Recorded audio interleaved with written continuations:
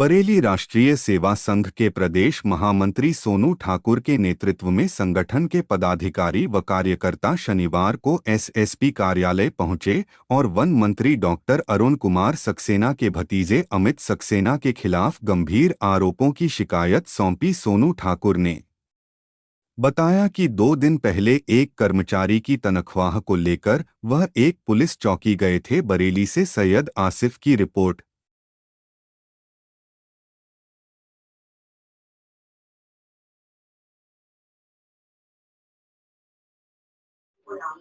क्या नाम भैया आपने? मेरा नाम सोनू ठाकुर है। क्या मामला है आपके साथ में? आज जो कप्तान साहब से मैं मिल रहा हूँ, आप जानते हो हमारे यहाँ वन विभाग मंत्री हैं अरुण कुमार जी, उनके भतीजे हैं अमित सक्सेना।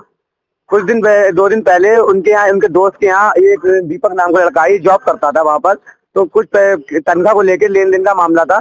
तो उन्हें हमने चौकी बुलवाया, वो चौकी पे नहीं आया, डायरेक्ट से घर पे आके बदमाशी करने लगे आके। तो उसे चौकी पे बुलवाया गया, वहाँ उनसे बात हुई, वहाँ उन्होंने पैसे 10,000 रुपए ले लिए और उसके बाद फैसला भी नहीं किया और वहां से चले गए। फिर इन्होंने प्रेमनगर थाने में कंप्लेंट दी, मेरे नाम भी उसमें अटैच की, जबकि मेरा कोई मतलब भी नहीं था, पैसों को लेन देन इसका था, खाली मैं सिफारिश में गया था। एक गरीब आदमी की सिफारिश में अगर जाना इतना बड़ा गुनाह है कि मंत्री जी के भतीजे को इतना बुरा लग गया कि रात में मुझे फोन करके माँ बहन तक की गालियां और जान से मारने की धमकी देने लगे। ठीक, उसके बाद ये बताइए, एक गरीब आदमी की अगर मैंने क्या गलत गुनाह कर दिया था जो मुझे उन्होंने गाली बकी जान से मारने धमकी देना दे रहे हैं?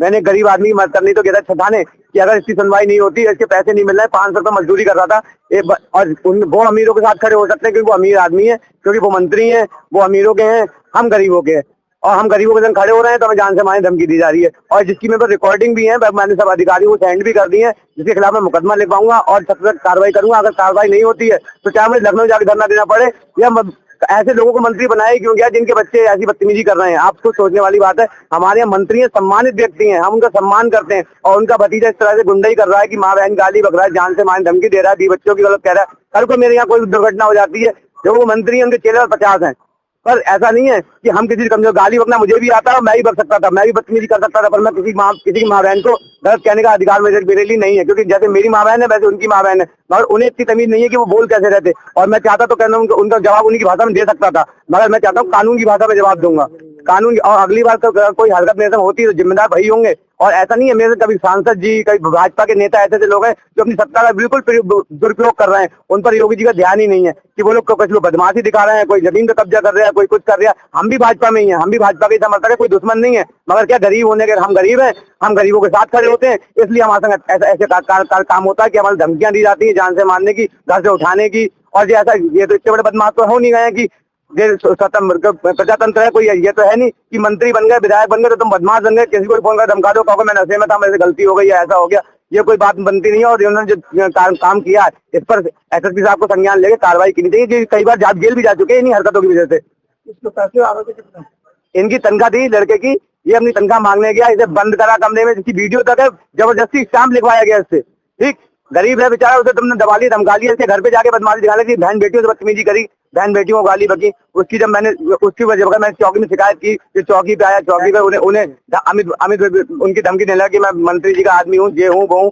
उसके बाद में मंत्री जी के खुद स्वयं भतीजे का फोन आता है मेरे पास, रात में 12, 10, 6, 7 कॉलें करते हैं और धमका रहे हैं मुझे कि ऐसा। धमकी देने के लिए मैं दे सकता था, तो मैं धमकी नहीं दी, मैंने कानून का सहारा ले रहा हूँ। कानून अगर नहीं सुनेगा तो फिर परिवार में जब बात आएगी तो लड़ना हमारा राजपूतों का काम है, हम लड़ना भी जानते हैं, मरना भी जानते हैं। क्या नाम है आपका? मेरा नाम दीपक है। कहाँ के रहने वाले हो? मैं मणिनाथ नेकपुर। क्या मामला है, किसका काम कर रहे थे? मैं दीपांशु श्रीवास्तव के यहाँ काम करता था, सोलर पैनल, वहाँ मैं लीवरगिरी का काम करता था। तो वहां पर मैंने कहा हिसाब कर दो, 1 महीना 10 दिन हो गए, तो उनने पैसे के लिए हिसाब नहीं करा मेरा।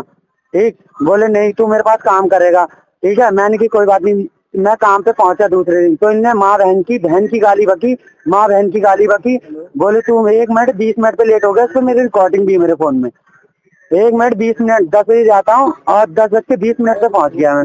ठीक, 10:20 पे पहुंचा, तभी वहां पर जाके इनके काम पे पहुंच गया, गाली दी इनने, माँ बहन की गाली देने के बाद में वहां से चला आया। ठीक, वहां से चला आया, मैंने कोई बात नहीं, मैं वहां से चला आया, तो ये मैंने कोई बात नहीं, मैं चला जा रहा हूँ। घर पे आने के बाद में बदतमीजी करी, सिगरेट पी, पूरे गली को सबको कैमरा रिकॉर्डिंग लिए, गली में खूब बदतमीजी करी, दिन भर गाड़ी के आगे बैठे रहे, गाली गलौज करते रहे, मैं लेके जाऊंगा, दीपक को लेके जाऊंगा। मैंने कोई बात नहीं।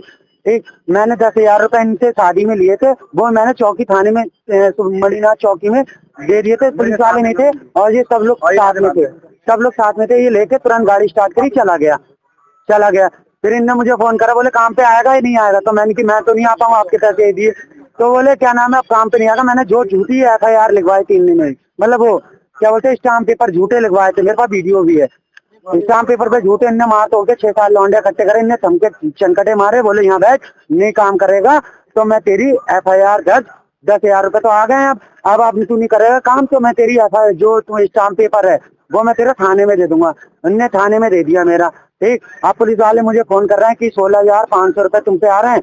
पैसे ले जाने के बाद में बोला थाने में फोन आता, मैंने कि सर मैंने तो इसके पैसे दे दिए, ठीक। अब उल्टे मेरे 1 महीने 10 दिन की सैलरी निकल रही, वो नहीं दे रहा है, ठीक। उल्टे मेरे पर धमकी दे रहा है मुझे, बदतमीजी कर रहा है, घर वालों से बदतमीजी करी मेरे घर पे आके।